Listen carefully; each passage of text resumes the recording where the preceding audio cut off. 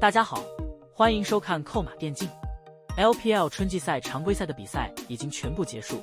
接下来照例就是最佳选手和最佳阵容的评选环节。不同的观众们会有自己心目中的最佳阵容，官方往往会在季后赛开始的时候公布评选结果。今年最大的悬念莫过于最佳选手，也就是常规赛 MVP 的归属，有2大选手竞争此奖项。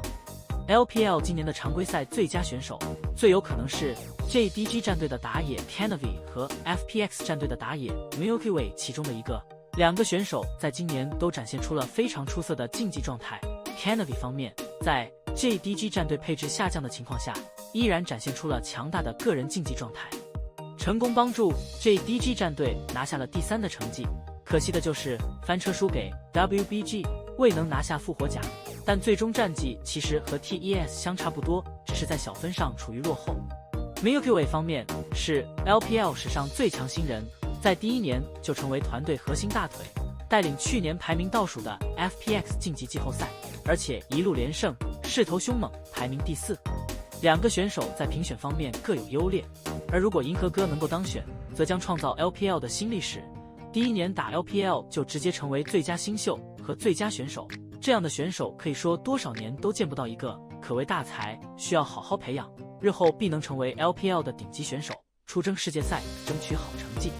这里我们简单分析一下2大选手在评选最佳选手的优劣势所在。首先是 Canavi， 个人认为 Canavi 最大的优势，一个是 MVP 次数领先，另一个是战队成绩领先。Canavi 本赛季共拿下了14次的 MVP， 全位置排名第1。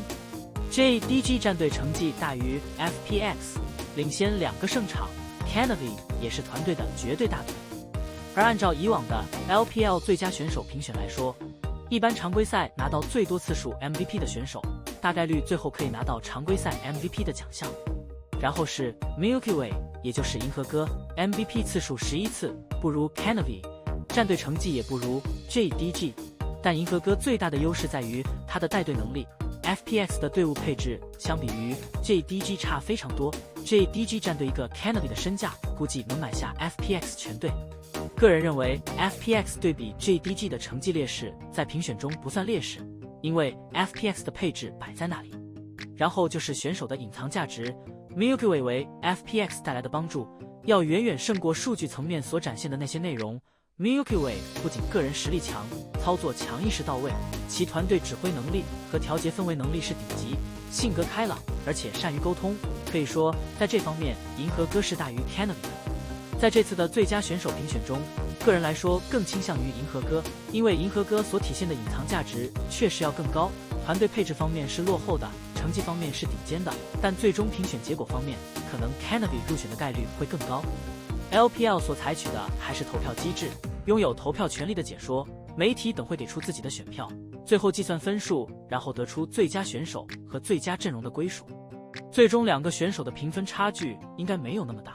至于到底最后银河哥能不能得，其实没有想象中那么重要。银河哥作为一个新人，第1个赛季打得这么好，其实也背负了很大的压力。如果拿到这一奖项，季后赛表现不佳的话，可能会遭到舆论的攻击。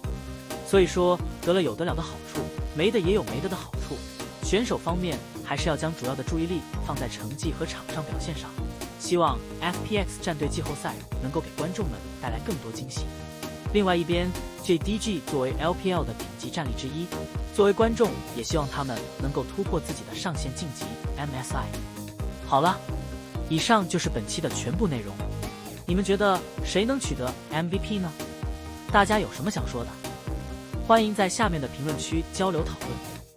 我会去挨个查看。感谢老爷收看，欢迎点击订阅，我们下期再见。